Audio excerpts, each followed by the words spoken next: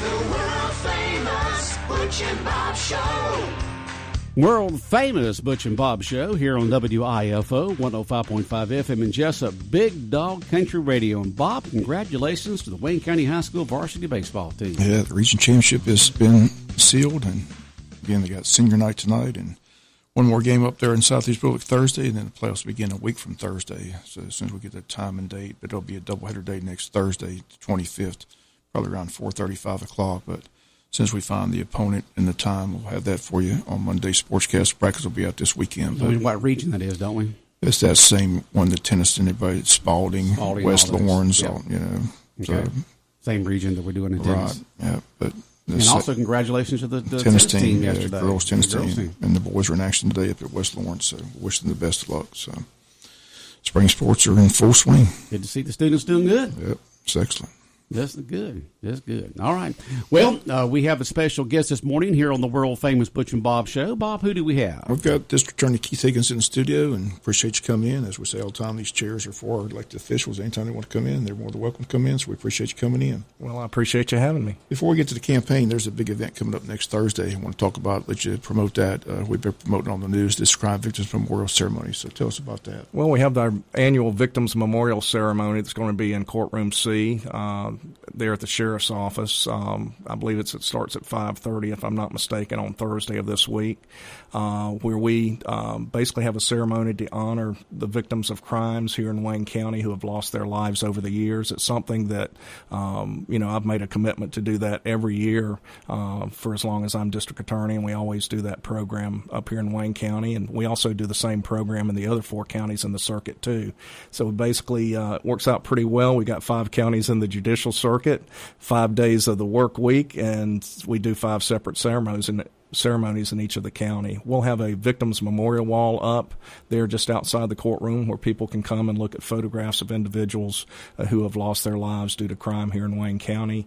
And then we'll have a ceremony there. And I believe one of the participants this year is going to be an individual whose son was murdered up here years ago in a case that I actually participated in trying along with Stephen Kelly. Can you tell us who that is? Well, I mean, the defendant in that particular case was Shane O'Neill, and it was a case that I prosecuted up here with Stephen Kelly many years ago.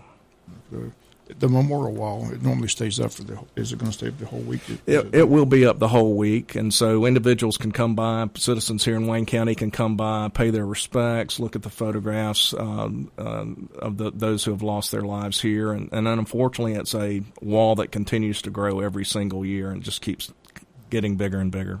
Well, the main reason you're here is to talk about your campaign. Again, there is a race for district attorneys. You mentioned it's a 5 judicial circuit. Wayne, Appling, Jeff Davis, Camden, and Glenn. You won 4 years ago, defeated the incumbent Jackie Johnson. This time you're the incumbent, and you got a challenger, John B. Johnson. So tell us a little about the campaign and how that's going. Well, I've been the district attorney since January of 2021, and we've done a lot of good things since I've been in office. We provided technology and training to law enforcement and made a commitment to do that. We've provided a software platform that all law enforcement can access to compile investigative case files on gang-related crimes, gang members, and then share that information with all law enforcement agencies. We've also provided training to them with regard to gang investigation and prosecution as well. As a matter of fact, there's going to be an additional training that's being presented here at Coastal Pines Technical College July 31 to August 2, gang investigation and prosecution best practices, where we're having the president of the Georgia Gang Investigators Association come down, Jose Ramirez, and train our prosecutors and our investigators at the same time in how to put together an effective investigation, gather all the evidence that we need so that we can put these people away in prison for as long as possible. So that's things that we've been doing. We've also currently we have 55 full-time employees over the circuit. Amongst those, as of Monday of next week, we will have 17 full-time assistant DAs working in the circuit, which is 70% more than existed when the previous administration had. When our law clerk here in Wayne County passes the bar, which I'm confident he will do, and is sworn in, we'll have 18 in the circuit. So that's one of the things that we've done and worked hard toward filling the office and fully staffing the office so that we can better serve victims of crime and prosecute these cases and hopefully get them to court more expeditiously. And just joining us in the studio with us, District Attorney Keith Higgins. Again, you're in this race. Again, John B. Johnson's your opponent. We had him in the studio. He's made some claims that you're dropping a lot of cases around the circuit. So how do you respond to that? Well, that's just not accurate. I mean, during the time that I've been in office, we have convicted more than 3,500 criminals in the circuit in little more than 3-year period of time. We've indicted more than 4,000 cases in the circuit in little more than 3 years. So we are prosecuting cases. We tried cases in Glenn County yesterday where there was a conviction obtained. So we're prosecuting cases. We're not just cavalierly dismissing cases just because we don't want to do them. If it's a crime and we can prove it, we're going to prosecute it. And so that's sort of where we're at. Like I said, we have convicted more than 3,500 criminals in this circuit and indicted more than 4,000 in just a little more than 3 years. Since you took office, you don't prosecute cases individually, right? I have. I actually prosecuted a murder case down in Glenn County where an individual by the name of Calvin Jenkins had shot and killed a FLETC student by the name of Wolf Valmond. He was training there at FLETC to work for the Custom and Border Protection Service. He was shot and killed in rafters, and I actually tried that case, convicted Mr. Jenkins, and he was sentenced to life without parole.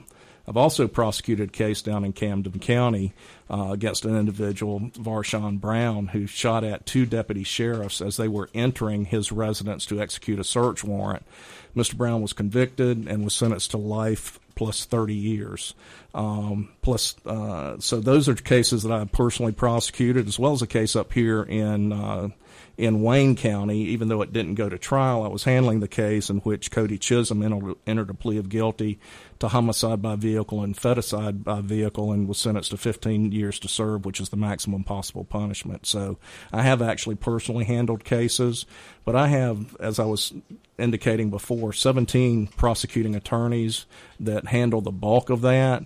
I'll get involved in cases from time to time, but primarily the role of the district attorney is a supervisor and a manager to set the tone, set policy, set procedures, tell the assistant DAs what is expected of them, and then step out of the way and let them do their jobs. Part of that is also making sure that the assistant DAs know that they must uphold the highest degree of integrity in how they're doing things to provide favorable evidence to the defense during their prosecutions, so that we don't end up with cases coming back many years later getting reversed for the failure to do so. District attorneys have an obligation to do things that other attorneys don't. We take a different oath, or a separate oath, or an additional oath, if you will, than other attorneys don't take.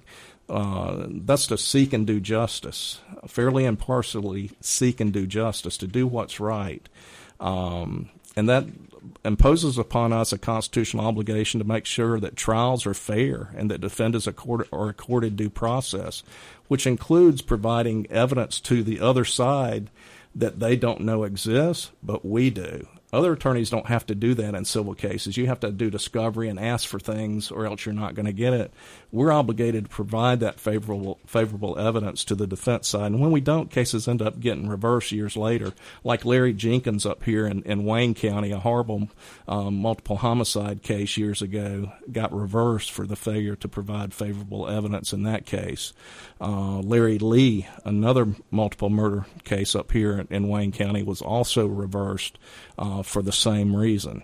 So part of my job is to make sure that my assistant DAs understand what their obligations are, that they fulfill those obligations, and if they don't, to hold them responsible for failing to do so. And in that regard, also make sure that they know that they have a duty to inquire, to seek out evidence that may be favorable to the defense, because we're held responsible as the representative of the state, even if we don't know about it. So if the police department has something, they haven't bothered to give it to us, we're still responsible for not having turned that over, because the police department is considered to be part of the state, and we're the representative of the state. How's the campaign going? Going well. We've been working hard, going to events. We've been doing a little bit of door-to-door canvassing, actually, which this time is a lot easier than it was in 2020 during COVID. It's a little unusual back then, where you knocked on this door and made sure you had to step back and give 6 feet of distance before somebody answered the door. But we've been doing that a bit, and going to events, talking to people, going to public functions where people are, talking to them as well, going to forums, that type of thing. The big news, of course, is your press conference that took place a couple of weeks ago down in Camden County. First of all, I want to ask you, those 2 high-profile Wayne County cases, why was the press conference held in Camden County? People have been asking that question. Well, this is a judicial circuit, a district, in which I have 4 counties in which I'm responsible, 5 counties in which I'm responsible for. And the Camden County office, quite frankly, is the only office that had space that was conducive to having a press conference at it. It was a room that was large enough. It was a room that there was that was adjacent to the district attorney's office, the grand jury room there. There was no other office in the circuit that was conducive to having a press conference. So that's why it was in Camden County. So it was logistics. Logistics, and just the fact that the room itself was the only room appropriate for it that we had in the district attorney's office. And the other question people were asking, why was the Wayne County Sheriff excluded from the press conference? He tried to get there, and they wouldn't let him in. Well, we did a press conference. We invited media only. It was a press conference where I was announcing my decision in the Jankowski and Weldon Lawson cases. Quite frankly, I did not anticipate the sheriff was going to even be there, and was quite surprised that he showed up midway through the conference. So I've learned after the fact that he had showed up after the press conference had started, and my investigators had instructions not to let anybody in the room once we started. When's the last time you talked to the sheriff of Wayne County? I know that I talked to him on February the 28th. Other than that, I don't recall. February 28th, I remember specifically talking to him on that date, because that's the date that I specifically told him what the false statements were that Brad Kicklighter made in the Jankowski investigation, and what my concerns were with regard to that, and that he was not going to be called as a witness in any criminal proceeding. So he's made aware of that on February the 28th, as well as the sheriff has had a copy of the GBI case file for at least a month now, and has the opportunity to look at that and with regard to any documentation that he wishes to have regarding the false statements. Well, you had your press conference, then he made a response, and we've reported that. Have you seen his response? You haven't responded to the response. I'm not going to respond to his response, because I'm not going to do anything publicly. He sends me a letter, makes a response, and then makes it public. If the sheriff wants to talk with me, he knows my phone number, he knows where my office is, and I'm going to have that communication with him as a private conversation between the two of us. You'll admit that this isn't a good situation to have. I mean, he called it a battle between the sheriff's department and the DA's office. I mean, it's not, both of y'all are running for election. It's not good for either one, is it? Well, I don't really consider it a battle. I looked at the case. I made a decision on the case based upon the evidence with regard to whether or not there was sufficient evidence to prosecute. And under my ethical obligation, it's not just to run and present a case to the grand jury and see what they may do, and then if they indict it, prosecute it. District attorney has an ethical obligation not to present a case to the grand jury when there is not probable cause. The GBI did an investigation in this case. They found that there was not probable cause. I did an independent review of all the evidence in this case and came to the same conclusion. That's why it's not presented to the grand jury and won't be presented to the grand jury. But there's, if the sheriff disagrees with my opinion, that's his right. But we both have roles to play in the criminal justice system, and we work together. And my office is still working together with his office on cases that are coming up and things that are pending. But I don't consider it a battle at all. We have a difference of opinion. So be it. We have our different roles. But my role is to protect the integrity of the criminal justice system.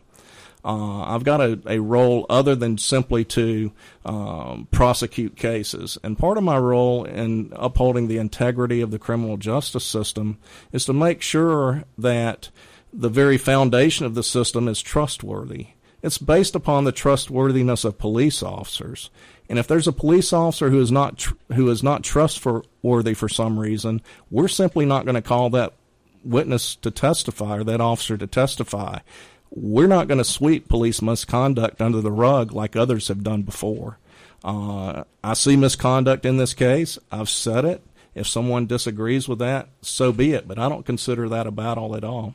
Well, the main concern Wayne Countyans have is it's not only those two cases, but he's involved in, I think the figure that was, or the number was presented was like 40 some other cases. So, I mean, you as a prosecutor, you know, people are concerned that those 40 cases need to be,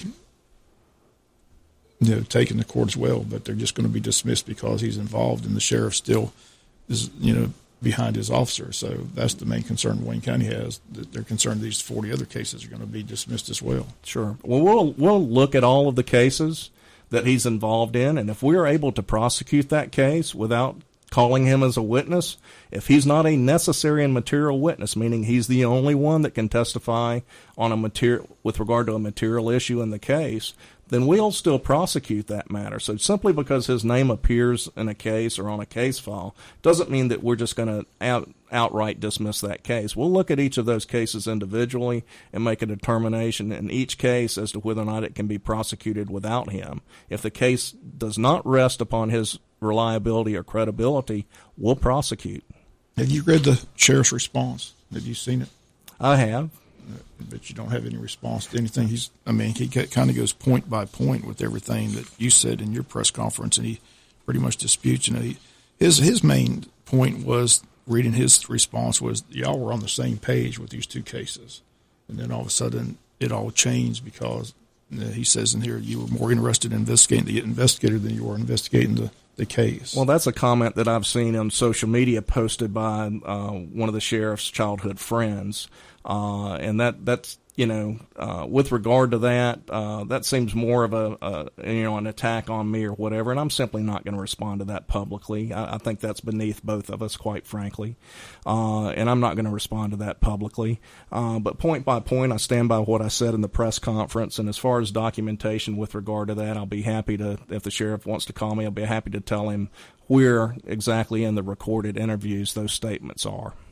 Well, the point, when I asked you, when I was at the press conference, the thing, when you went through the timeline, the thing I didn't understand is why you simply excluded the 3 bond hearings that took place in Wayne County Superior Court regarding these 2 cases where your assistant DA, Tiffany Montenegro, argued that bond be denied, said she had statements from 11 victims that she interviewed, and apparently she believed the 11 women because she waved the paper in front of the court and said, I got 11 written statements saying that they were sexually assaulted and drugged the same way the lady at the chop house was. So, bond hearings aren't hearings that address the merits of a case or even the evidence in a case. Well, they do present evidence, though. I mean, they take the witness stand. There was a defense attorney, Adrienne Browning. She argued on behalf of her 2 clients, so evidence is presented. They swear under oath. I mean, the assistant DA is presenting evidence. I mean, well, actually, what happens at a bond hearing, Bob, and what happened in the bond hearings in this case, the defense presents witnesses, and they present witnesses to testify as to the factors that a judge has to consider as to whether or not they're going to set a bond, whether or not the defendant poses a significant risk of fleeing or failing to appear in court when required, whether or not the defendant poses a significant risk of committing another felony if released, whether or not he possesses or presents a risk to the community or property in the community if released, and whether or not he presents a threat of intimidating or harassing witnesses if released. So those are the actual issues that are being considered at a bond hearing, not the evidence or the facts in a case. And at a bond hearing, that's before we've received an investigative case file from the police department or sheriff's office in this particular case. We're relying upon what the investigator is telling us. And so with that regard, a bond hearing, in terms of leaving that out of the press conference, a bond hearing is immaterial to a decision as to whether or not there's sufficient evidence to prosecute a criminal case. You've been prosecutor for a long time. 3 bond hearings is unusual, right? Well, 3 bond hearings is not necessarily unusual these days because, the defense attorneys keep coming back till they get what they want, or, we see that they keep asking for a bond hearing repeatedly until they get a bond or the case goes to trial. So repeated bond hearings is not unusual at all. Well, I guess the two defenders asked, why were they in jail all that time? I mean, if there wasn't any case, why weren't they released earlier? Well, they're not released earlier because, once again, at that point in time, they are on an arrest warrant that an investigator took out, that swore out and got from the magistrate judge. They're in jail because of that arrest warrant. They're not there based upon any evaluation the district attorney's office has been able to do at that point in time with regard to the sufficiency of the evidence. That's why they're in jail. The district attorney's office, we are relying at that point in time upon the warrant, what the charge is, the nature of the charge that's being alleged, whatever the investigator is telling us, we're relying upon his trustworthiness at that point in time, as well as whether or not that individual meets the factors that allows a judge to set a bond in the first place. That's why they're in jail, is because they were arrested. Now, with regard to this particular case, the Jankowski case, we'd been working with the sheriff's office on that particular case. My investigators were working with Investigator Kicklighter on the case. We were telling him there wasn't enough evidence there yet. Let's keep working. We had called in federal authorities to do additional investigation. They were telling him, wait, look, there's other avenues of investigation we can do in this case. And then all of a sudden, even though we'd been working with him, communicating with him, all of a sudden they arrest Jankowski for rape without bothering to call us. That's a communication problem. Without any, we'd been working, communicating, and then all of a sudden no communication. So that was of concern to me and how that came about. But be that as it may, we were working with them on that particular case with regard to that. But once that arrest was made, all the other avenues of investigation all of a sudden aren't able to be pursued once that arrest has happened. So that's another thing that unfortunately resulted from the arrest that took place. People were asking, are these people totally innocent, or are they choir boys? Or I mean, you saw the evidence. I mean, are you saying they're just totally innocent of everything? Well, I'm not saying that they're choir boys. I'm not saying that they're the most upstanding moral citizens in Wayne County, Georgia. What I am saying, that looking at the evidence, looking at the elements of the offense that's required to be proved, that there's insufficient evidence to prove guilt beyond a reasonable doubt in this case, and not only that, there's not sufficient evidence to establish probable cause for those crimes. Okay. Well, again, getting back to the campaign, like I said, it's a 5-county circuit. Any debates set up between you and your opponent? In terms of debates, I think there's a DA forum up in Baxley later this week, on Friday of this week, at April 19th at 6 p.m. up there at the Ag Center. Other than that, I don't know of any other forums or debates or places that we'll be speaking at. And getting back to like I said, you went after this investigator, Kicklighter, pretty, like I said, you pretty much labeled him a dirty cop, said he's not to be trusted. And I asked that question after you went on for a long time telling everything you thought about the officer. I said, well, why isn't he being arrested? So explain what you're doing in that regard with the investigator. Well, with regard to that, first of all, the decision with regard to whether or not there was sufficient evidence to prosecute John Jankowski and Weldon Lawson was separate and independent of anything with regard to Investigator Kicklighter and his misconduct in this particular case. The GBI came in and did an investigation, and based upon their investigation, they basically redid everything. They actually did recorded interviews. They documented that, provided those recordings to me, interviewed additional witnesses that hadn't been interviewed before. And based upon looking at the evidence in that case file, that was what my decision was with regard to sufficiency of evidence. While I'm looking through the case file with regard to whether or not there's sufficient evidence to prove guilt in this case or establish probable cause, there are things that were glaring that I came across. Quite frankly, you had Investigator Kicklighter giving a cheat sheet of bullet points to the undercover Jesup police officer for her to write her report from. She had a lack of memory of what transpired. He provided that memory to her. That's wrong. When a police officer writes an incident report, what they're doing is they're basically saying they remember these things, they know these things, these are things they could testify about in court. So when that report is written up in the way that the undercover officer is now saying she knows these things and she can testify to these things essentially by putting it in a report, that's a false report. And he facilitated that by giving her the cheat sheet of bullet points. Well, the sheriff disputes that in Accusation 3. I'm sure you read this, but I'll read it just for people listening. The sheriff states on Accusation 3, providing a timeline for an undercover officer. He says Investigator Kicklighter provided a 15-point timeline because the undercover officer said she didn't remember a lot of details from the operation. The fact that she was drugged and had effects that hindered her memory, I feel giving her a timeline was only to ensure those points were documented. The undercover officer explained she remembered the incidents, but not in the order in which they happened. Investigator Kicklighter and Sergeant Rouse and UC supervisor were both present when the timeline was written and given to the UC. What's UC? Undercover. Investigator Kicklighter and 5 other officers were watching the live feed of the operation, including Sergeant Rouse, so the timeline wasn't manufactured as you would lead to believe.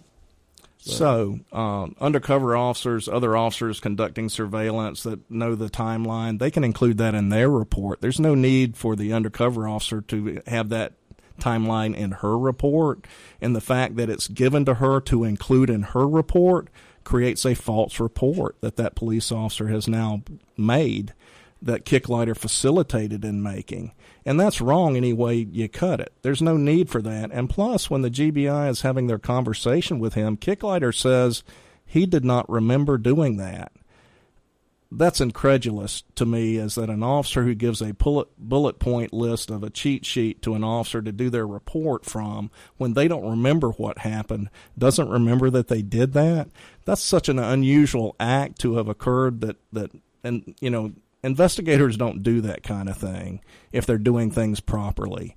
The fact that he claims he doesn't even remember doing that is incredulous. But that's not all that's here. There's other statements that he made under oath. He made a false statement under oath in terms of what he claimed that the alleged rape victim said to him. And that's not just a matter of making assumptions, things of that nature. If you testify under oath that somebody said something to you, and that's not true, and that's on a material element of the offense or something that would affect the outcome of that proceeding, that's not only a concern, that's misconduct. When you have a rape case and you're claiming that the alleged victim said that she was nude when she never said it, and when you have a rape case and you claim that the alleged rape victim said that she did not believe that Jankowski was wearing any clothes when she regained consciousness and she never said it, that's not making assumptions. That's outright false. Now, whether or not Kicklighter knew that was false or not at the time, to where it was a lie, or whether or not he's just an officer that doesn't document things very well, and just says things that he really doesn't know whether or not it's true or not, that remains to be seen. But the reason I'm stepping back from anything with regard to the allegations of misconduct is, number one, I'm a witness with regard to what transpired on October 27th. When we had a 4-hour meeting and Kicklighter went through the case file, and I addressed with him at that particular time what the problems of proof were in the case. And also another new set of eyes need to be looking at this particular case so that, so they can determine whether or not any criminal charges need to be brought, quite frankly. I think that needs to be done by somebody else. Again, in the sheriff's response, he addresses what you just mentioned, though, and it says, Mr. Higgins, you said Investigator Kicklighter was being untruthful when he says the warrants. He says in the warrants that the victim was naked. There were at the time 2 corroborating witnesses who described the victim telling them she woke up at the time of the rape with one of the defendants on top of her, raping her and fighting him. GBI actually interviewed an additional corroborating witness that described the incident in the same manner.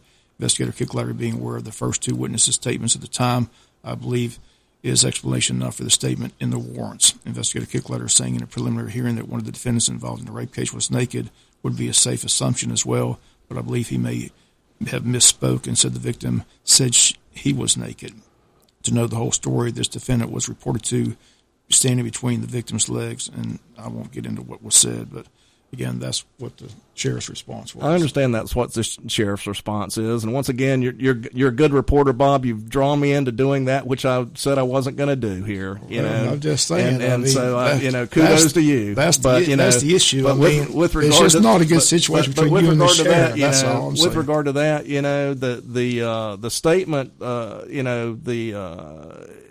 so all anyone has to do is just go to the website and listen to all this themselves and determine whether or not, quite frankly, when one does that, you're going to find that no one said that Tank was on top of her raping her, or Weldon Lawson was on top of her raping her, until Taffy James made the statement back in December of 2023 or January of 2024, whenever it was. The initial statements did not have any of that in it at all. And that's, as I pointed out at the press conference, when I indicated what the problems of proof were in October 27, one of the problems of proof were forcible sexual intercourse and proving the identity, if there's proof of forcible sexual intercourse, proving the identity of the person who did it. And then all of a sudden in December, those problems of proof are satisfied when the GBI interviews a witness who previously had never said that. What the previous statement was, to get into the weeds a little bit with the case, was that at one point the alleged rape victim had told somebody a couple days after the incident that when she regained consciousness that Tank was on top of her and she was fighting him off. Now, words make a difference in terms of proof. There's a world of difference between somebody being on top of somebody and somebody being inside of somebody. Quite frankly, that does not prove forcible sexual intercourse with regard to somebody being on top of somebody. And when somebody properly investigates a case, you don't make assumptions that assuming, well, that must mean something else. It means what it means. It means what was said. And you don't jump to conclusions about what things are. You gather the evidence, you see what the evidence shows, and based upon that evidence, you make decisions based upon the evidence as it is. And so with regard to somebody being on top of her, raping her, Jan Wogemuth never said that, doesn't remember saying that, and the witness who claims she said that to her didn't say it until after I had a meeting with the sheriff, the deputy chief, the chief deputy, and Kicklighter, and told him what the problems of proof were. So when you look at what the evidence is and what the credible evidence is, you can't lend credence to a inconsistent statement that's made after the fact, months later, after the problems of proof had become known. Well, the sad situation is, like I said, you and the sheriff are on totally opposite sides of this, have two different narratives of the situation. And I made this point, and I'll make it to you. There is a process to take it to the grand jury and, just let them decide. There's 23 people, and if you wanted to, you could have taken it to the grand jury and just tanked it and, made all these claims that the Kicklighter was dirty and all that. And the case, why not just take it to the grand jury, let the grand jury decide and take you out of it? Because that's unethical. There's a specific professional rule of conduct in the state of Georgia that applies to prosecutors that says that a prosecutor shall not present or shall refrain from presenting a case to the grand jury when there is a lack of probable cause. So that would have been unethical to do that. And anyone who says that they would just do that if they're a lawyer, that's a problem. So quite frankly, that's the role of the district attorney, is to look at cases, evaluate those cases, and determine whether or not there's sufficient evidence to pursue a prosecution or not. That includes a determination of whether or not there's probable cause, which involves looking at the evidence, all of the evidence, assessing the credibility of witnesses and whether or not what they're saying or claim to have known is true or not true or lacks credence, if you will, and then making that determination. That's the role of the district attorney. That's our duty. That's our obligation. That's our role, if you will, in the criminal justice system, not just to blindly take a case that's given to us, present them all to the grand jury, and just see what happens. That would be irresponsible. That would be unethical.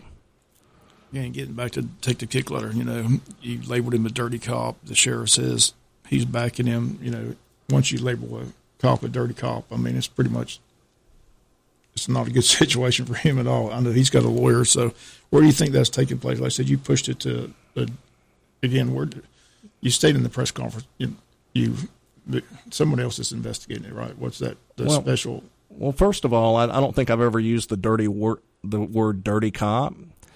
And I believe my word is that there's police misconduct here. Misconduct. Well, and there is, because there's things that were done and said that shouldn't have been done or said. The bullet point list never should have happened.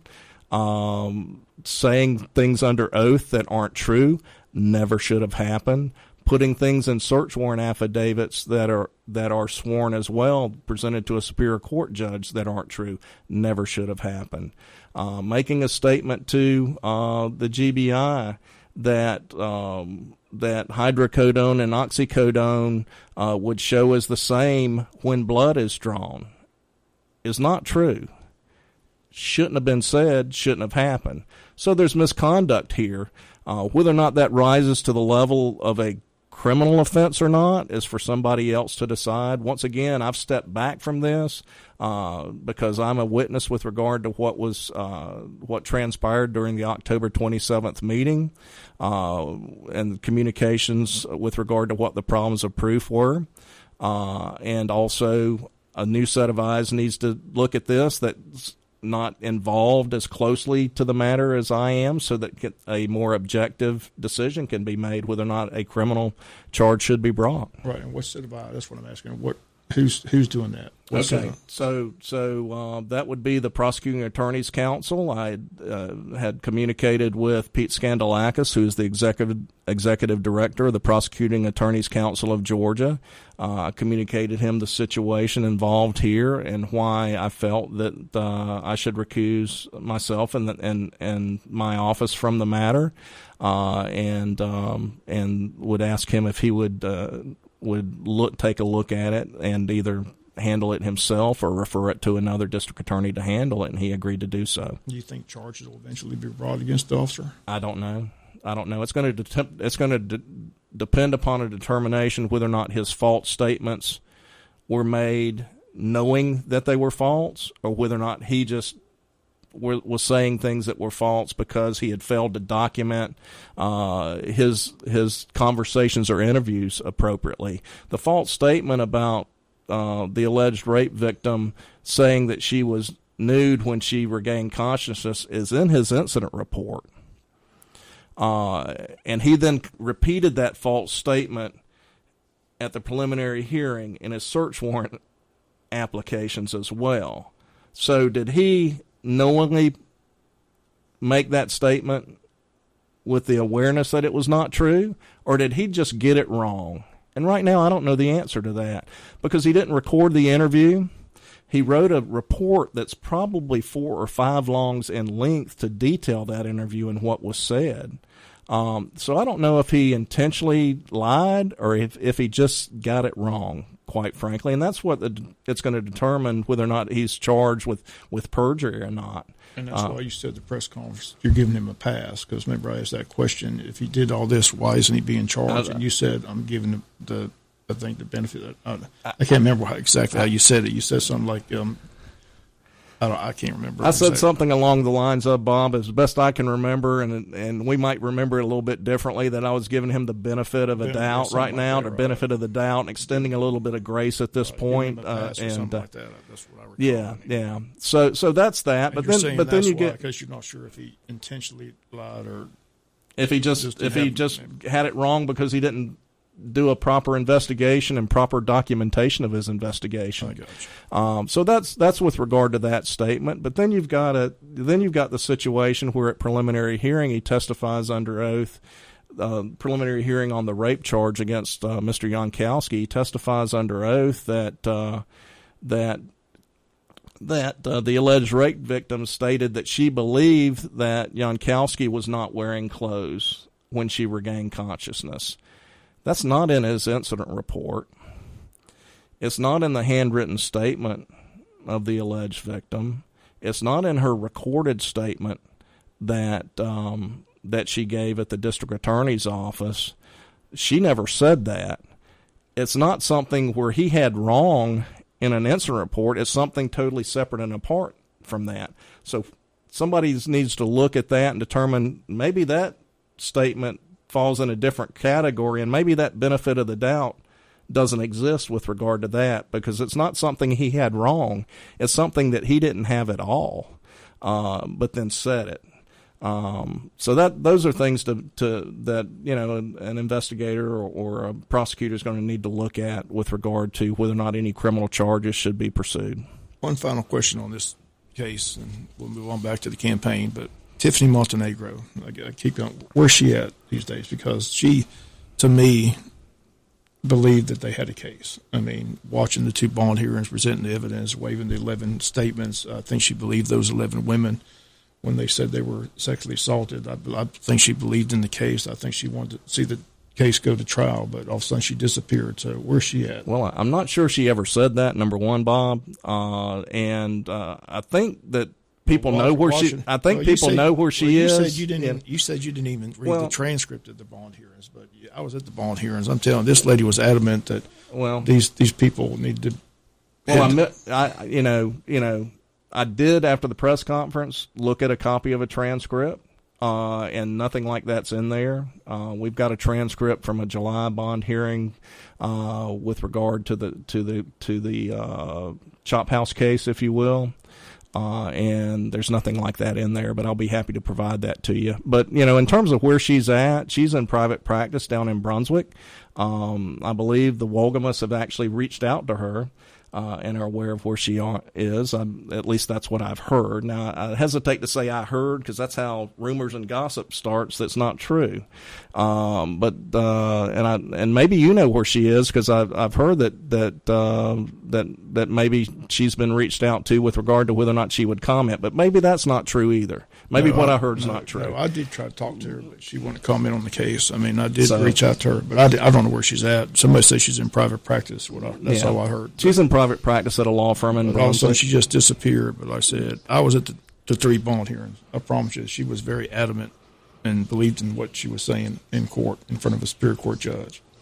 I don't need the transcript. I got the notes. I mean, I was there in person, so I was just flabbergasted. You said you didn't know about, you just left the 3 bond hearings out like it didn't happen. So. Well, once again, when you're talking about looking at a criminal case and deciding whether or not there's sufficient evidence, there's nothing in a bond hearing that deals with what that evidence is that helps you make that decision. So whether or not somebody is flabbergasted that I didn't look at it, it would be of no use to look at it in making a determination with regard to whether or not there's sufficient evidence to prosecute a case, whether or not there's probable cause. Well, one thing's a fact. The judge is sitting there listening to both the defense attorney and the prosecutor, and has to make a decision on who's right, who's wrong. And both times, or 2 out of the 3 times, the Superior Court judge sided with your assistant DA, Tiffany Montenegro, and decided the bond be denied. And once again, those are on the issues pertaining to the setting of a bond, which are the issues that I've already... After he listened to your assistant DA yell, scream, and holler that they had all this evidence, that the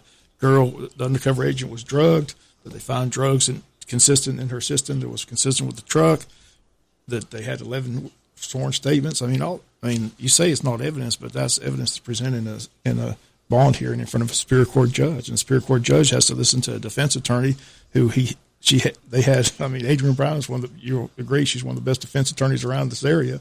She argued that the bond be granted, but the Superior Court judge sided with your assistant DA both times. So obviously he believed what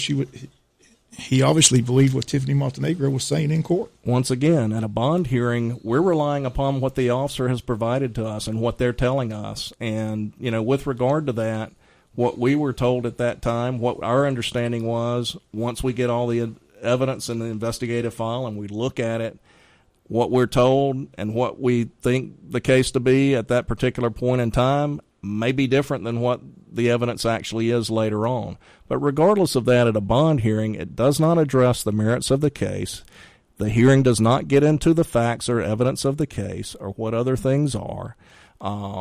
There are other, there are issues that I've already relayed to you. What they are is the defendant going to flee and not appear in court, pose a risk of doing that?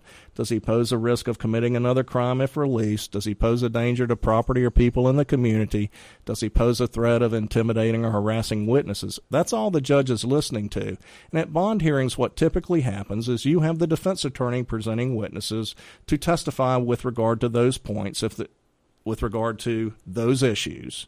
And with regard to anything with regard to why the person may pose a danger with regard to a crime, we're relying upon what the charge is and what we're being told at that particular time. And as we look at the case, the false narrative that was out there, the fake news, if you will, that was put out, not just by social media, but also broadcast media, was that there were 14 other victims who had been drugged and raped or drugged and sexually assaulted, and that's just not true.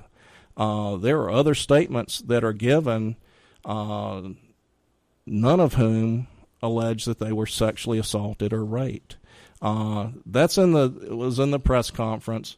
Those are in the statements. That's it. On all this information, the entire case files at brunswickda.org. People can look at it for themselves.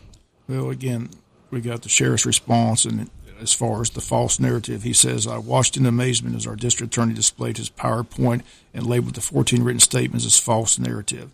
They should have been listed as similar transactions. There were no charges made on those statements because we were all aware the statute of limitations ran on them. What they do show, though, are instances of similar actions on the part of one of the defendants in these cases. And again, I'll just go back to the bond hearing. You say evidence. We were the first ones. Let's say Adrienne Brown at the one bond hearing, she's the first one that brought up the point that the police waited 8 days to go get the videotape at the chop house. And she had Kickletter on the stand and says, because they kept making, the state was saying that what transpired at the chop house was sexual in nature. And so the question was, why not get the videotape at the chop house to determine whether it was true or not true? And it was Adrienne Brown, the defense attorney, who got up there and said, well, where's the tape at? And Kickletter admitted on the witness stand that, well, we waited too late, that it was on a 7-day cycle when we got there day 8. So, I mean, like I said, Adrienne Brown did a lot of the evidence that, was sketchy was brought up by Adrienne Brown, the defense attorney, at these bond hearings. So you say there's not evidence. I mean, she was arguing that bond should be granted, that it was bad investigation from the get-go. So I kind of disagree that you say there's no evidence in the bond hearings. I mean, I sat through 3 of them, and like I said, the Superior Court judge has to sit and listen to both sides and make a ruling, and both times he ruled in favor of the assistant DA, Tiffany Montenegro, who worked for your office. So. Right. Well, like I said, the false narrative, if you will, is people claiming there were other victims who had been sexually assaulted, drugged and sexually assaulted. Well, Tiffany Montenegro made that case in court. If you go back and look at the transcript, she had the paper twice. I have in my notes. It's 11. I don't know where 14 came from, but she said she had 11. And apparently she interviewed those people. I mean, she believed those women who came to her office because she said that she had written affidavits from those women. Well, there's actually 13 statements. 3 of those pertain to the alleged rape. There's 11 separate from that. And with regard to that, I covered that in depth at the press conference. People went to various places. Jankowski was there, either bought him a drink or was present at the bar. They became more intoxicated than they normally would have given the amount that they drank. Jankowski must have done it. There's no evidence with regard to whether or not their drink was in fact drugged or who actually did it. With regard to similar transactions, similar transactions is actually other acts evidence is what it's called. And you have to be able to prove the identity of the person who did the act, as well as that proving some similarity or proving an element of proof with regard to the main case. So we have a situation where none of these individuals indicate that they were sexually assaulted. So none of these other acts, if you will, would indicate any sexual assault having occurred or have any similarity with regard to any allegation pertaining to that. And then with regard to that as well, there's no evidence with regard to the identity of that. And what I went into with regard to the Chop House case, there's no identity with regard to that as well. Not only do you not have the surveillance video, You have the undercover officer, when she talks to the GBI, says that Kicklighter was adamant that Jankowski did it. Adamant that he did it. She didn't know who did it, but Kicklighter was adamant that he did it. And that's the way it started, where you have the result and then you investigate it to get the evidence to support your result, which is exactly backwards. You gather the evidence in a proper investigation, see what the evidence is, see where it leads, and then draw your conclusion at the end, not at the beginning. Wasn't the bigger problem with the undercover agent, though? Because, again, in the bond hearing, again, Adrian Browning brought up the point that once she left the chop house, she didn't go directly to the hospital. She went to the VFW and partied and had drinks with other people. She was the first one that brought that up as well, that, she wasn't. Adrian Brown's the first one that stated that the undercover agent wasn't credible, that you couldn't believe her story because, like I said, who could tell who drugged her? She could have got drugged at a different location because she continued to party. So it wasn't more of a problem with the case, the undercover agent, than Investigator Kicklighter? No, I think it's both, quite frankly. You have a situation where you've got an agent who is committing certain acts within the chop house that then all of a sudden Jankowski gets charged with doing something where, essentially there's evidence in the case where the undercover agent allegedly was grabbing the intimate body parts of men at the bar, Jankowski, another male at the bar, and an individual that was in the bathroom area, which is actually on video from the undercover agent's phone that was being used as a recording device. So that's a problem with the case, the lack of memory. But then you have the situation where you have the lack of getting the surveillance video. You have the insufficient evidence to indicate. Actually, the evidence does not indicate that hydrocodone, which was subsequently located in Jankowski's truck, was the same substance as that which was in the undercover agent's system. She got a urine screen the next day, tested positive for oxycodone and positive for opiates. Now, in a urine screen, that could indicate the presence of a single substance, namely oxycodone. It does not indicate that there's more than one substance in her system at that particular time. So with regard to that, when Investigator Kicklighter says that the medical director at the Valdosta Crime Lab, or that someone at the Valdosta lab, told him that the two substances would test the same or would show the same when blood is drawn, is simply not true. And anything that anyone else says to the contrary is not accurate either from a medical standpoint or a scientific standpoint. Well, just again, the sheriff's response to that accusation, it says, I'll attach the manual from the urine screen which reveals whomever Investigator Kicklighter spoke to told him the truth. In the urine screen performed by Wayne Memorial Hospital, hydrocodone will test positive for opiates and oxycodone. I feel sure the GBI was looking for inconsistencies, but they didn't ask the right questions for a true answer.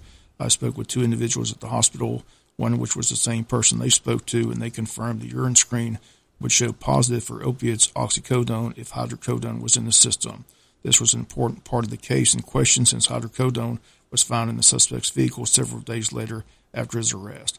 Mr. Higgins, you insinuated Investigator Kicklighter intentionally misled and the warrants by saying there was opium-based painkillers found in the undercover officer's system, tested preliminary positive for opiates, oxycodone, but unfortunately both oxycodone and hydrocodone are opium-based painkillers, or opium-based painkillers. So how do you respond to that? I respond the same way that I did previously, that the statement in a search warrant application that a urine screen that tests positive for opiates and positive for oxycodone is consistent with hydrocodone being in the system, because it is just as likely that it's not.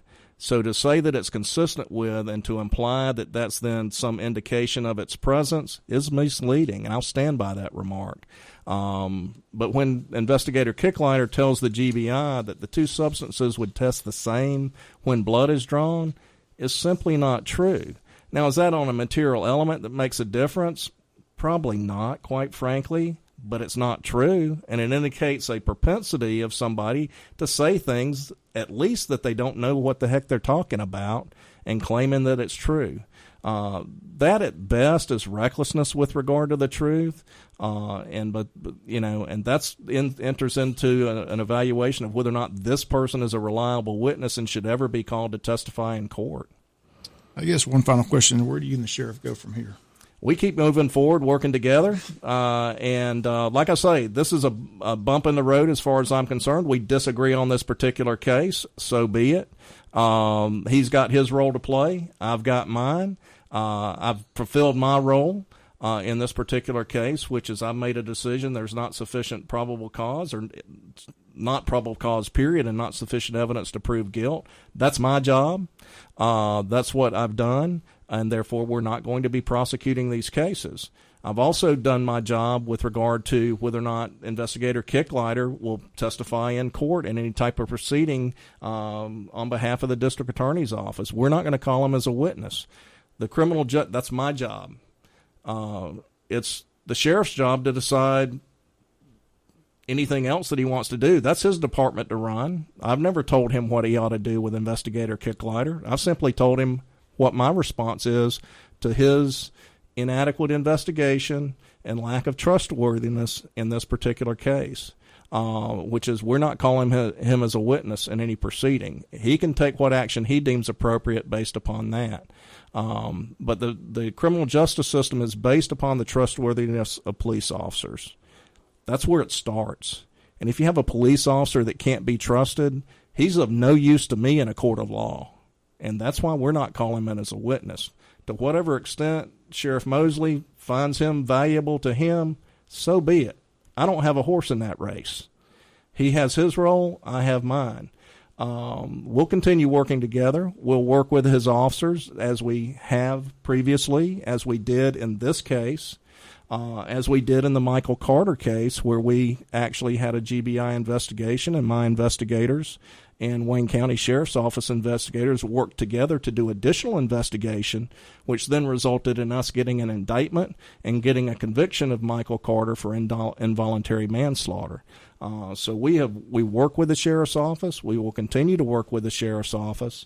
And it's just a matter of we've got our separate roles to play, and sometimes we have a disagreement, and we move on from there.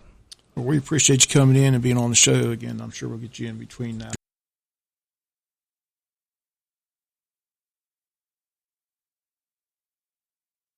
John B. Johnson, why should they vote for Keith Higgins? Well, I have number one, I have integrity.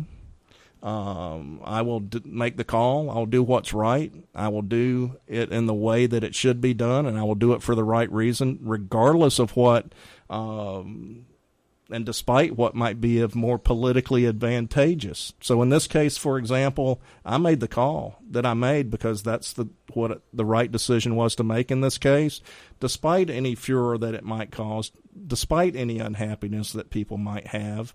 The most politically I will not pursue a prosecution for political purposes. The most political advantageous thing to do was just to present it to the grand jury. Hey, let's just see what happens. Everybody's going to be happy.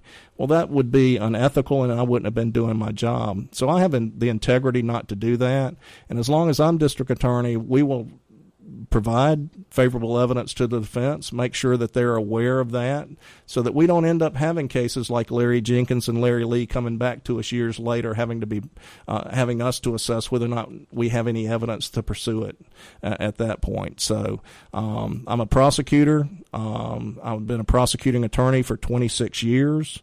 I was 23 years as in the DA's office. Glenn Thomas Jr. hired me in February of '88. I will continue upholding my duty and my obligations under the law as I was taught to do.